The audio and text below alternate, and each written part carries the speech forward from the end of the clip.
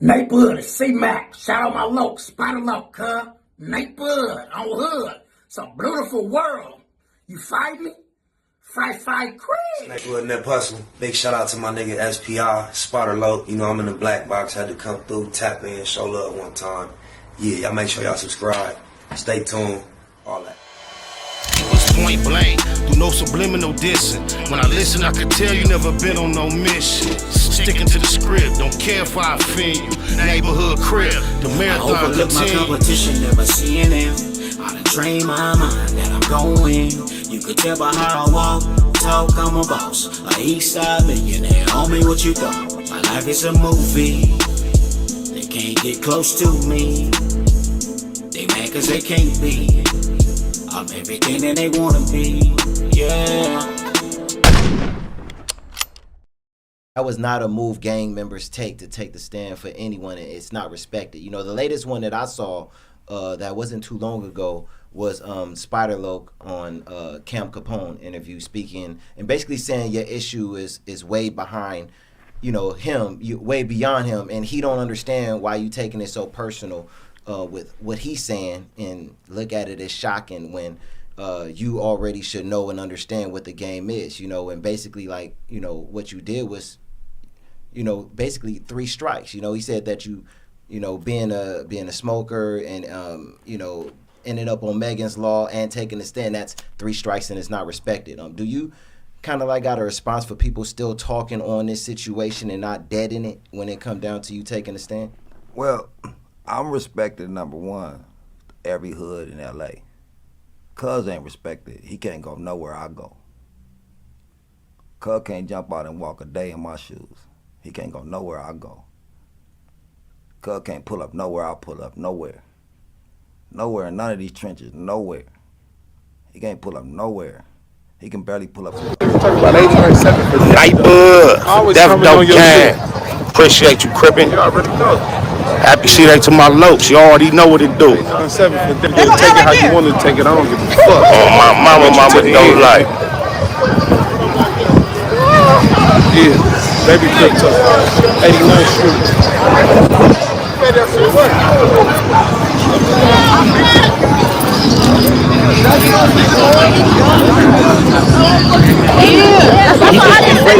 No, but you did. No, but as a motherfucker just trying to introduce her, I just introduced her. So what is he walking back up to? But listen, I told you, if you have a DC, if that now is not the time. Now is not the time to bring it up. Now ain't the time. Okay, so that's you. I want to talk to you so bad. Come here, Crip. Okay. I know. Hold on. That's on damn, man, bro. Everything you said been valid, cuz. Thank you, cuz. No, I did homework on it, cuz. Thank you. No. You know we on this live right now. I don't give a fuck. I'm just saying, though. We're real homies. We back live. I'm over here crying and shit. I don't know why my shit ain't. Hey, y'all want me to run me? I got something issue coming. If I say something wrong, This nigga Spider and dropped the blunt and shit, cuz. Check your homie on say something wrong. Nah, I ain't gonna check. I just can't make it go right. Well, we get to it when you get it right. I ain't got no problem going live. Why this shit won't go right, cuz? Clear your shit out. Are you sure you want to stop? I don't want to stop. Man, clear that shit out. Just get dope with the online. Sophisticated. 97th Street Crib. For Death Dope Light. Flower Killer Dutch. You already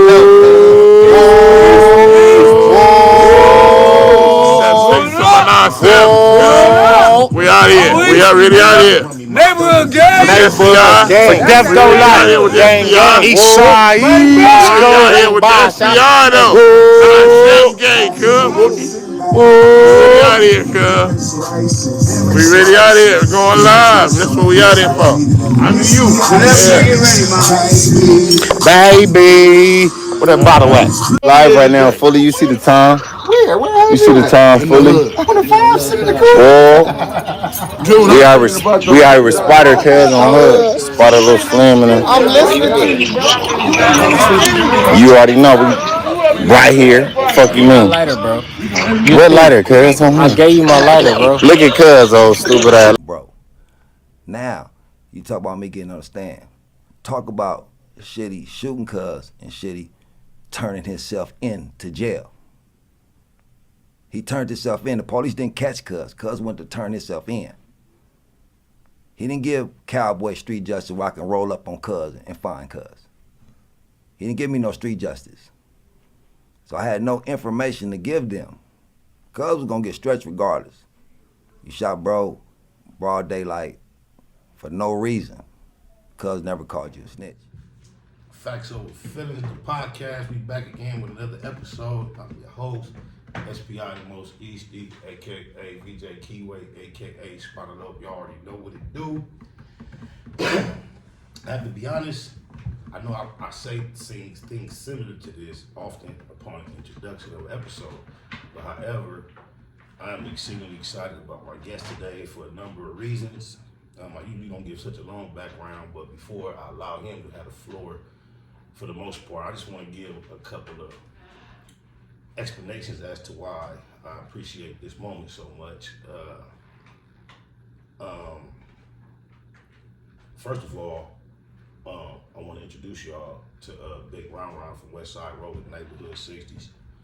Not only is that my homie, also we have realized that we are family members, and he's also a very close relative of the late great Raymond. So these are the reasons why I'm very excited to have him as a guest today. To give y'all a little background, y'all know where I'm from the east side, 97th Street. And before I was actually claiming and banging 97 East Coast, as a child, I grew up in my father's house on 99th Street, and we used to claim 99 East Side Hustlers, all of my neighbors, before we turned East Coast, which 99 East Side Hustlers is no longer. And one of my god brothers, Maurice Williams, who also was from 99 East Side Hustlers, when we turned East Coast, cause like his mama stayed on the west side, he turned 60s. But the reason why Maurice became my god brother is because my father purchased a house in 1970 something, 71, 72 on 99th Street. His across the street neighbor was a man named Michael Williams. My father's name is Tommy Williams. My oldest brother is Tommy Williams. Michael Williams had a son named Michael Williams. My brother, my oldest brother, and Tommy, Big Michael, they was best friends. Maurice was Michael's brother. We all had the same last name, Williams. So from his child, my father and his father was tight. It was a group of boys in both houses. Shout out to Michelle, their sister. But we was just always call ourselves brothers because it's Williams, we was best friends, and we grew up banging together. So when my god brother, Maurice Williams, turned baby Rollin from 6'0", without putting that out there, we know all the legendary shit he got caught up in. Your name, cuz, to me, just been a big ass shit before I ever got a chance to meet you from a young age, because my brother is your little homie, and I know all the business, so I'm just knowing the business. And then my homie King Raymond just was associated with that name. I know what it is. Damn. Years later, cuz, I'm doing this public podcasting, I'm doing interviews. I try to steer away from the raw gang content, but our history and our experience often bleeds into what I do. So just want the audience to know, April 22nd, 2023, I go to my non-affiliate cousin's birthday party. He turned 50 years old. It happened to be the same day as the Devontae Davis last fight. And I'm going there to support him. I love him to death. Shout out to Clarence, love you, cuzzo. And as I'm there, I realized that one of his other guests is Big Rollin from 6'0", who is his first cousin on his father's side. That's my first cousin on my mother's side. Now, although I never got an opportunity to meet Ronnie through my young life, the other cousins on their side are like Reggie, Lester, April, Crawford, Jermaine, shout out baby Cowboy from 9 on my local. We grew up as cousins. I just never, so I've been knowing the legend of who you are all my life through my god brother, then through my cousins. Then Reggie, shout out Reggie, he was almost a who grew up as one time, that was my big cousin with the most street experience that I used to lean to. He was real aggressive. I thought he was for the beef mover at one point where he was claiming it. But anyway, love you, cuzzo. He used to explain to me our close connection with Raymond Washington bloodline, and I never really wanted to really believe it or buy into it or associate myself with it, because I didn't really, know how to explain it to the next nigga. But the fact that in 2023 I bumped into you at my family member shit, and you love him like I love him, and plus the Maurice, I'm just very honored to have you here today, big homie, on my mama. All the time. So the title of this podcast is Facts Over Feelings. I know you just did a very long stretch. Before we get into the lot of random conversation that I would like to have, I just want to give you an opportunity to, explain to the audience a little bit of your history, whatever you would like to do as far as introduction of yourself, a little bit of what you've been through, what you're looking to do on the positive side now that you're back out here amongst the wild. Okay, well, yeah, my name is Ron. They call me Ron. As you mentioned, Reggie is my first cousin. April is my first cousin. Their daddy and my daddy are brothers. Raymond Washington is our uncle, which is my father's brother. That's deep. You know what I'm saying? My father's the oldest of 5. Okay. So my dad was Ronnie Joe, is Donald Ray, is Reggie, is Raymond, and is Derard. So it's 5 boys by my grandmother. So my grandmother be 93 next month. She's still alive. And she's still kicking. God bless Granny. Yeah. So how growing up, being a youngster, knowing that you was that close to the originator of all this, how did that influence you, and just how was that? And still knowing that to this day, like, I never told nobody who my uncle was. I never told nobody that. Nobody wouldn't have never known unless the All Hood magazine came out and Kev Mack interviewed my pops. You know what I'm saying? They interviewed Derard, they interviewed, and they wouldn't have never known because I never broadcast that. I never put that out there. You being a youngster jumping off the porch and being involved in activities, was it directly under his influence or separate? I think it was kind of separate because I grew up around who I grew up around, you know what I'm saying? And a lot of the things that happened before I was even gangbanging, as far as I could tell a cat can ask me where I'm from, and I could say, I'm Bama, where you live? I said, I live over here. He said, he from Spoopty Whoop, and he'll try to rush you and all that old stop of stuff, and he'll be like, damn, man, I might as well just, the motherfucker gonna just be jumping on him that because of where he live, he might as well be from over here. You know what I'm saying? I'm getting beat up for this shit or getting jumped for this shit, so let me just go ahead and, do what I do. And that's what happened, really. I grew up around the homies and stuff. And when they break it down from the fronts to the hills, like what you affiliated with?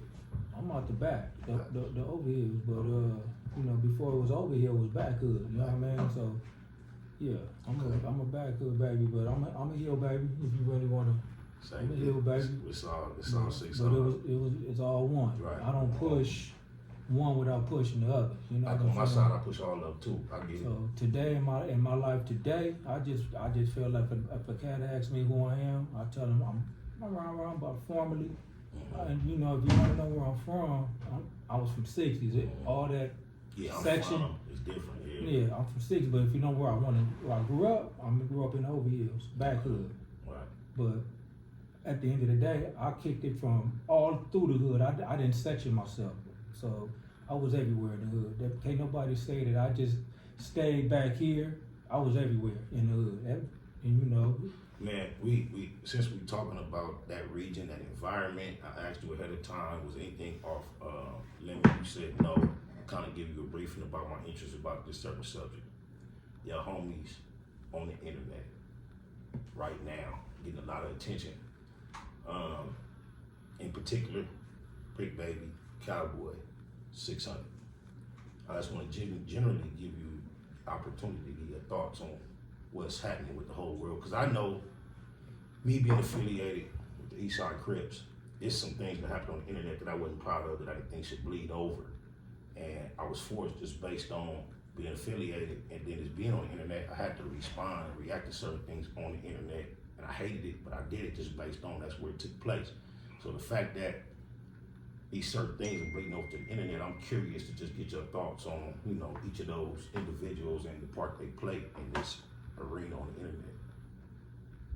Okay, so my take on that, as far as I guess you want to call him Cowboy. I know him by another name. I ain't, but that's TCKM. Little Kev Mack, Thundercat or whatever. Shout out to Kev Mack videos. Kev Mack, my bro, Big Kev, that's my boy. I don't know Kev because I know a lot of people. He's a good dude, man. Much love. Nice solid too, man. Yeah. And grew up with him. But he out the section, out the Ovios too.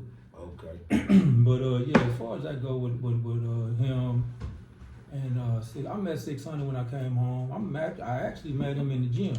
Okay. I was doing some back arms. And he walked over me, and I'm looking. He's like, "I'm 600." I looked. I'm like, "What?" And I jumped up, and I'm like, "Okay, cool. I'm 600." I was okay. But that's how I met him. We was cool though. I just seen him about a month ago. Okay. Like at Hungry Heroes or whatever. You know, they all hang out at Hungry Heroes, so I went over there. I seen him. You know, kicked it with him, whatever. But this is before I've seen all these videos. So now that I see the videos, I haven't seen him. But I don't feel, he feel the way he feel. You can't take away how he feel. In relation to the Cowboy. In relation to that.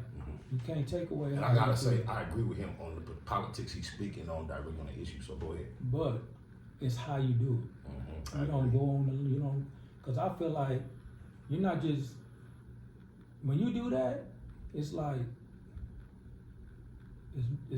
you don't want to make the whole collective look bad on this. Is because it's like when you say certain stuff, it made it sound like we condone what he do, and we don't condone nothing that's faulty. We don't do that.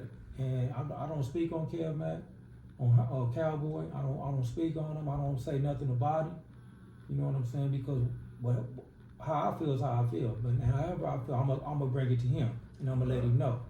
But I haven't even spoken to him since all the nip stuff, and I haven't spoken to him. I've seen him in passing one time, and we just passed each other. I said, "What's up?" and I kept it pushing. But I've been to his shop because I did want to talk to him about some stuff he was saying, and I wanted to address it to him face to face.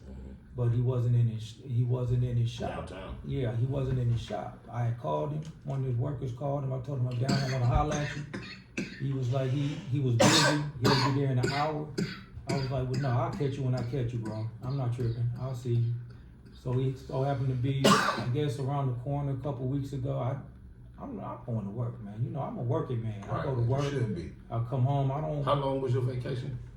Shit, man, I did almost 30 years. So, you know, I have a responsibility, man. I gotta pay bills. I can't pay bills sitting on the corner hanging with the homies. Can't do it. So, I don't even know how to like put my mind frame in the mind frame to even feel for you with that chunk of time to Nightwood. Go ahead. So my thing is, I'm not gonna be going looking for him and speaking my mind. If he happen to come around and I see him, I'm gonna pull him over and tell him how I feel. Because I was there when he got put on. I was right there when Cowboy got put on. He came on the block.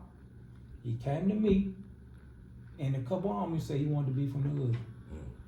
What year? This is in 89, 90. And we took him over there. The nigga fought 7 dudes, bro. No exaggeration. He fought 7 cats. Seven good people. That's hard. I'm hood. And he survived. He survived. He can fight pretty good. So everything he's saying on that media about fighting. But he's convinced the world of that. I think everybody needs to leave him on that. He'll fight. On the set. He'll fight like a mug. So explain to the world though, when you violate the code. But when you do something, how that don't benefit you no more. It don't. It tears your whole character down. I don't know the logistics of what he said. I never seen nothing. But I've heard about it, and he's not saying that he didn't.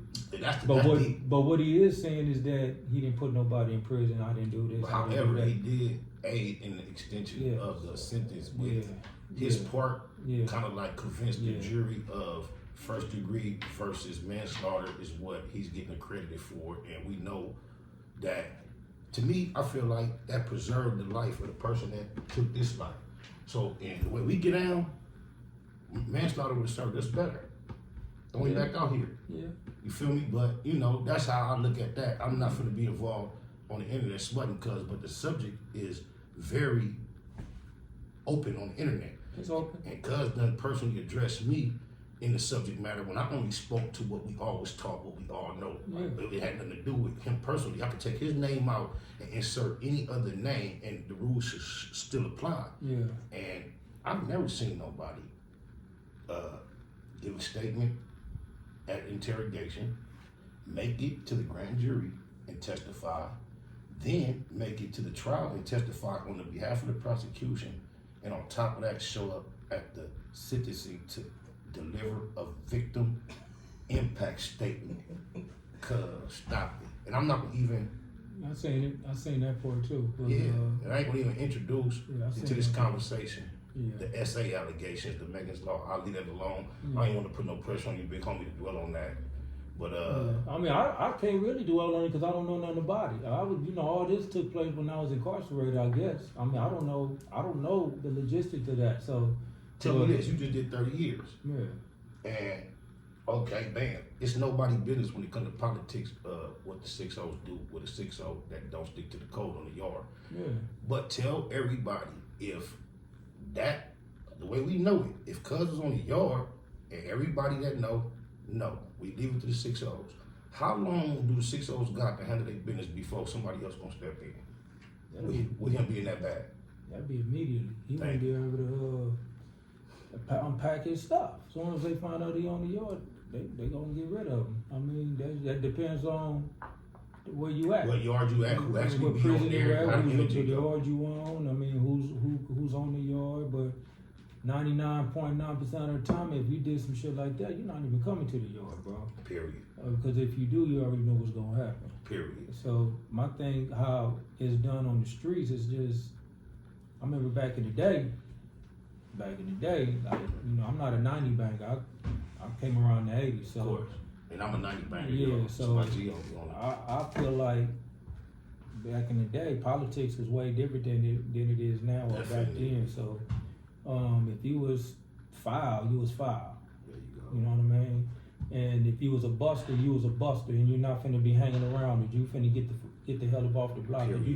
It's just certain places you just can't hang around with real dudes, and they just see you that way. You know what I'm saying? So, as far as the 600 Cowboy situation, I just feel like 600 can do it differently. I feel like he can do that differently. You know what I'm saying? And if I was to talk to him face to face, I would tell him that, like, bro, this could be done differently, bro. You don't have to put him on blast on the media, because now it's looking like people's looking for. Nephew. Big shout out to my nigga SPI, Spotter Low. I'm in the black box, had to come through, tap in, show love one time. Yeah, y'all make sure y'all subscribe. Stay tuned, all that.